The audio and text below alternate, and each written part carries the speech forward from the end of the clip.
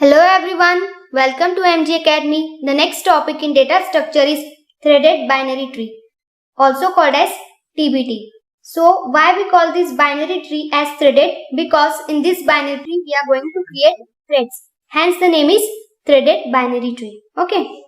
Now this is generally how we represent a simple binary tree. But the nodes of binary tree consist of three fields: data field, left pointer and right pointer.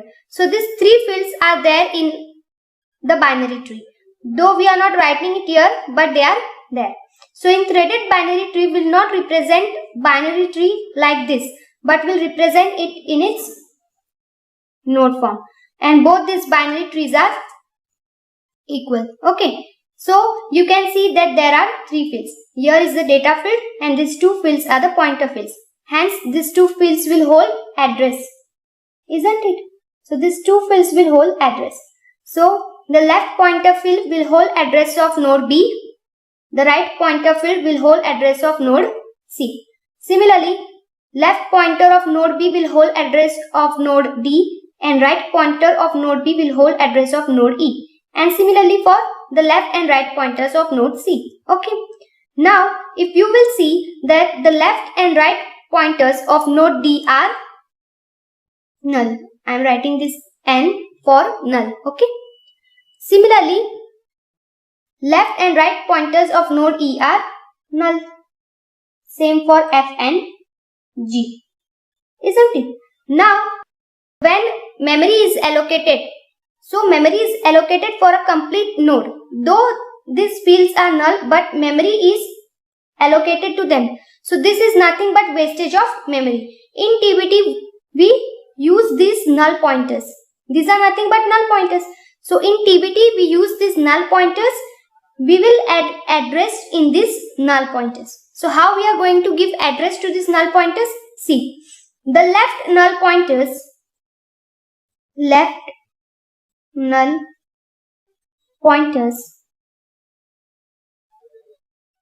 will be replaced by its in order predecessors. Okay.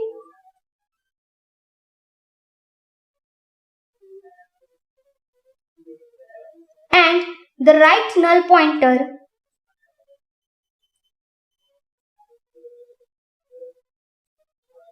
will replace by its in order successor. Okay. So now we'll replace these null pointers with their in order predecessors and successors. Okay. First, keep these two fields, the leftmost null pointer and the rightmost null pointer as null. These two will not change. Okay. I'll tell you the reason why. But first, just keep these two fields as null. They will not change. Okay. Now the first is this field. This is the right pointer of node D. The right pointer of node D will be replaced by its in order successor. For that reason, first we have to take out in order traversal for this tree. Okay.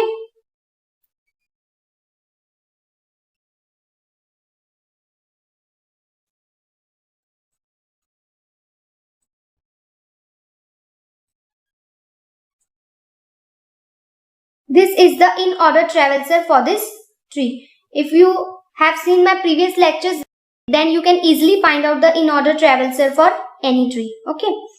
So now, what is the in order successor for node D? The in order successor for node D is B.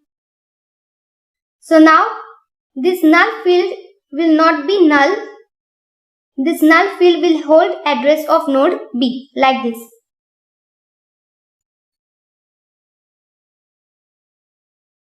Then the left pointer of node E will be replaced by its in order predecessor.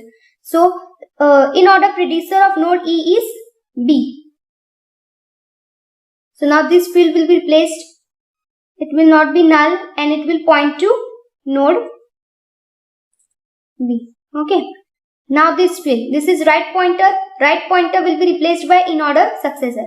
So in order successor of node E is A. So now this field will not be null and it will point to A. Okay. Then node F. Left pointer of node F will be replaced by its in-order predecessor, that is A.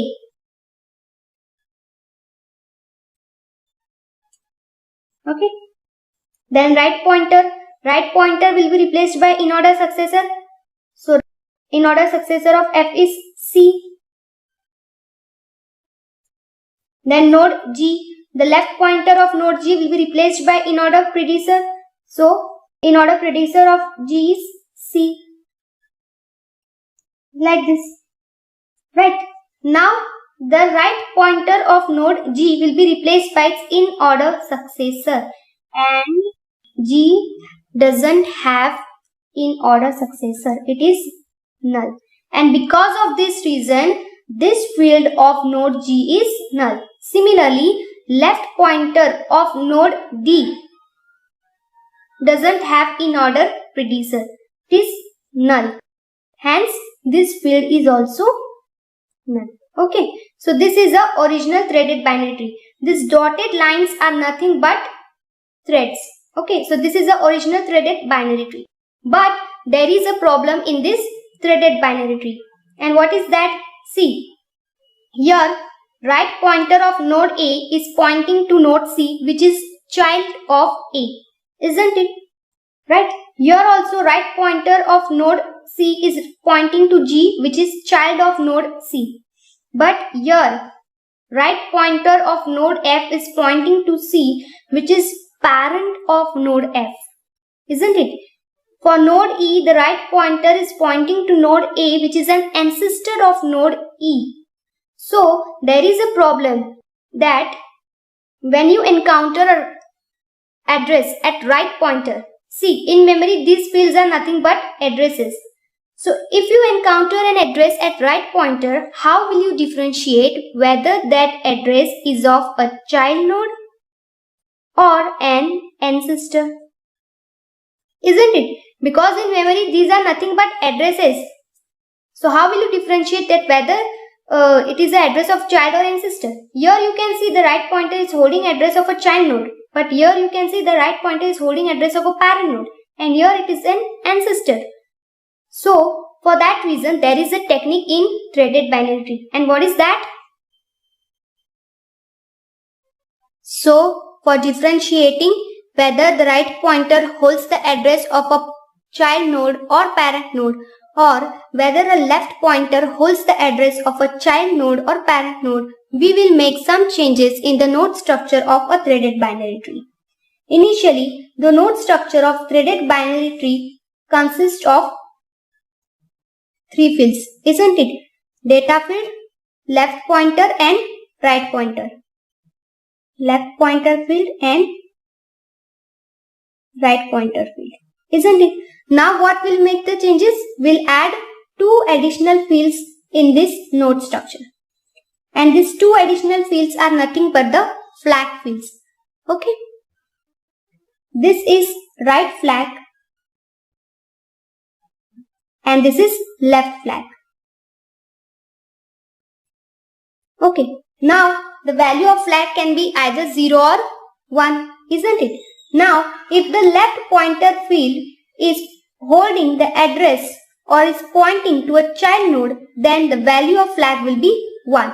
So value of flag is 1 when the left pointer will hold address of a child node. And if the left pointer is holding the address of a parent node, then value of flag will be 0. Value of flag is 0 when the address is of a parent or ancestor node. Okay. Similarly, for right flag, if the right pointer is holding the address of a child node, then value of flag will be 1 for child node. And if it is holding the address of a parent or ancestor, then value of flag will be 0. So in short, if flag is 1, then the node is pointing to a child node. And if the flag is 0, then the node is pointing to an ancestor node. Okay. Now, this tree. See, Now node A is pointing to node B and C, which are nothing but its child node, isn't it? So value of flag will be 1. Okay. Similarly, node B is pointing to node D and E. The left pointer is pointing to its left child and the right pointer is pointing to its right child. So the value of flag will be 1. Similarly for C, the left pointer and the right pointer is pointing to child nodes. So the value of flag will be 1. Now what about this fields? See, node D has no child, isn't it? And we have seen that this field, this right pointer of node D will point to its in order successor, that is B. We have already seen this, isn't it? So this is nothing but parent of node D. So value of flag will be 0. And as there are no childs, so the value here will also be 0. And here there is null. We have seen this, isn't it? Now E. Similarly, E doesn't have any child. So value of flag will be 0. And now what the left pointer will hold? The left pointer will hold address of its in order predecessor, that is B. The right pointer will hold address of its in order successor, that is A. Similarly, node F has no childs, so the value of flag is 0. And we have seen that the left pointer of node F will hold address of its in order predecessor, that is A. And the right pointer will hold address of its in order successor, that is C. Similarly, G has no childs, so value of flag is 0. The left pointer is pointing to its in order predecessor, that is C, and this is null. These two fields are kept null. We have seen this, isn't it? Now, the flag is 0, which means that node D has some ancestor. The left pointer of node D is holding address of some ancestor node. Hence, the value is 0 for flag. So here it will be not null. This field will point to one node and that node is a dummy node. Which is that node? Dummy node.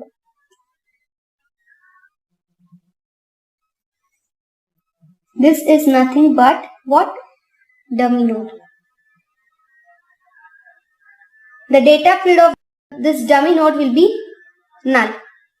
And now this field will hold address of this dummy node. So it will be like this. See.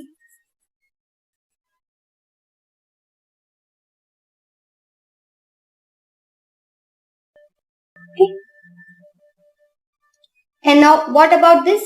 Similarly, this field will now not be null. It will hold address of this dummy node. So now it will be like this. Okay. So these two fields are now not null. They are pointing to something, and this something is nothing but a dummy node. The data field is null and the flags for this dummy node are 1. Now if the flag is 1, then what are its childs? Isn't it? So the child of this dummy node, the left child of this dummy node is A. So the left pointer of this dummy node will hold address of A, which is nothing but the root of this tree, isn't it? So now this field will point here. I have no space here, so I have drawn here. Okay. Now this will point here. And now what about this field? So the right pointer of this field will point to itself. Okay. So this is a dummy node.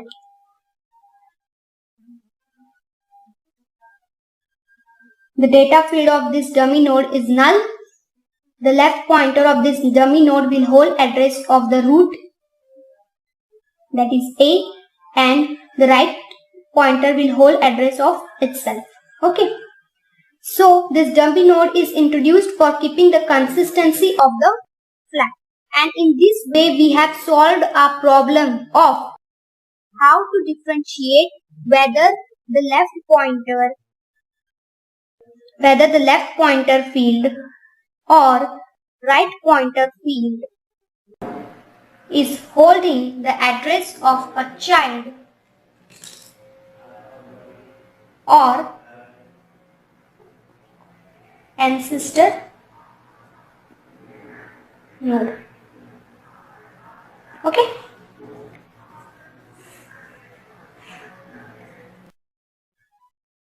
So this was all about a threaded binary tree. Okay.